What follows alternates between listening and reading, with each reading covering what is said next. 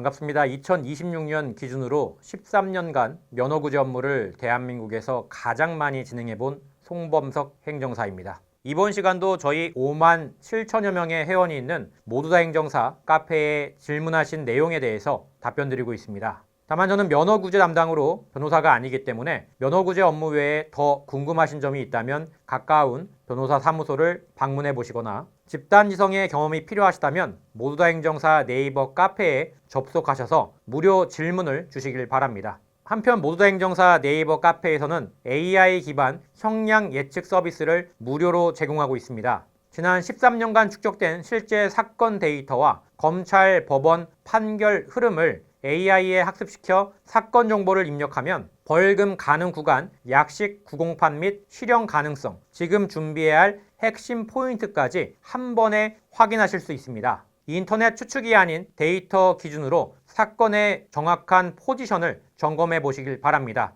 자세한 내용은 이 영상의 하단 링크를 확인해 주시고요. 피해자입니다. 형사합의가 궁금합니다. 쪼꼬미밍님.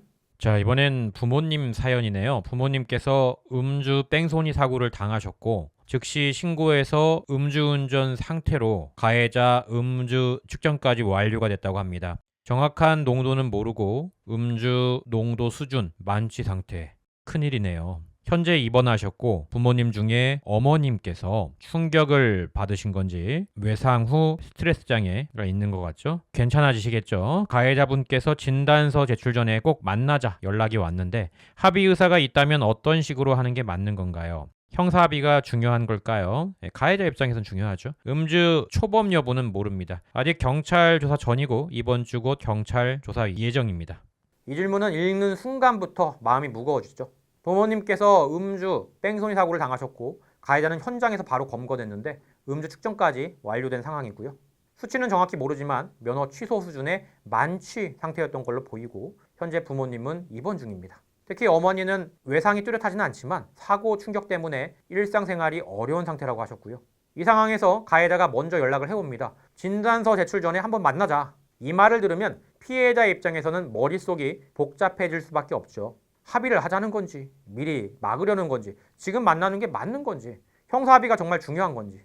오늘은 이 질문에 대해 피해자 기준에서 차분하게 정리해 보겠습니다. 먼저 가장 중요한 결론부터 말씀드리겠습니다. 지금 단계에서 피해자분이 서둘러 가해자를 만날 필요는 없습니다. 아직 경찰 조사도 시작되지 않았고 진단서 제출도 전 단계입니다. 이 말은 무슨 뜻이냐면 사건의 윤곽이 아직 아무것도 확정되지 않았다는 뜻이죠. 이 단계에서는 만나는 합의는 대부분 가해자에게 유리하게 흘러갈 가능성이 큽니다. 그럼 가해자가 왜 진단서 내기 전에 만나자고 할까요? 이건 이유가 분명합니다. 진단서가 제출되면 상해 정도가 객관적으로 기록되고 뺑소니 음주라는 구조가 수사 기록으로 고정되죠. 그 전에 만나서 사과를 하거나 합의를 이야기하거나 사건의 무게를 낮추고 싶어 하는 거죠. 이 자체가 불법은 아닙니다. 하지만 피해자가 꼭 응해야 할 의무도 없는 거죠. 다음 질문, 형사합의가 중요한가요? 중요합니다. 다만 중요한 시점은 지금이 아닐 가능성도 있습니다. 형사합의는 피해자가 가해자의 처벌을 줄여줄 의사가 있을 때 하는 건데요. 그 판단은 부모님의 상태가 어느 정도 회복되고 치료 경과가 나오고 사고 후유증이 어느 정도인지 확인된 뒤에 해도 늦지 않습니다. 지금은 어머님께서 일상생활이 어려운 상태라고 하셨죠. 이 상태에서 합의 이야기를 꺼내는 건 피해자에게도 부담이 큽니다. 또 하나 중요한 부분이 있는데요. 이 사건은 단순 음주사고가 아니죠. 음주운전 뺑소니 구조입니다.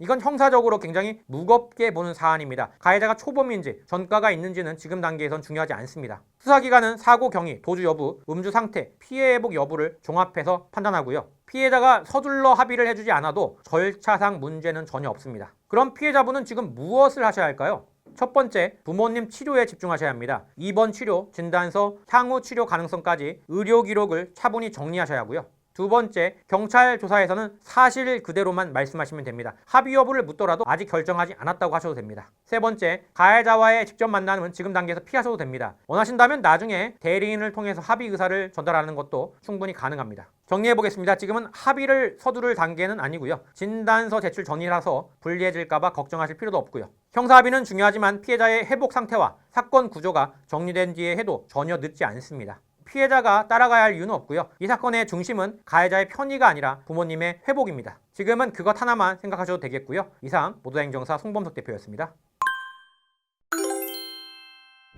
여기까지 답변 드렸습니다. 모두다 행정사 네이버 카페에서는 반성문, 탄원서, 합의서 샘플 및 양형자료 리스트를 무료로 배포해드리고 있습니다. 카페에 가입하셔서 받아가시길 바라고요. 또한 집단지성의 힘으로 만든 음주운전 사례 분석 자료집 샘플도 무료로 배포하고 있으니까 꼭 신청해서 받아가시길 바랍니다. 특히 사례 분석집에는 그간 카페 회원들이 실제로 넣었던 양형자료 리스트와 목록, 그리고 선고가 어떻게 나왔는지에 대한 실제 선고 사례가 들어가 있습니다. 2026년 기준으로 모두 행정사에서 제공하고 있는 무료 자료집 리스트는 다음과 같습니다. 총 4가지 그룹으로 구성되어 있고요. 샘플집은 무료니까 부담 없이 받아가시면 좋겠습니다. 여기까지 모두 행정사 송범석 대표였습니다. 감사합니다.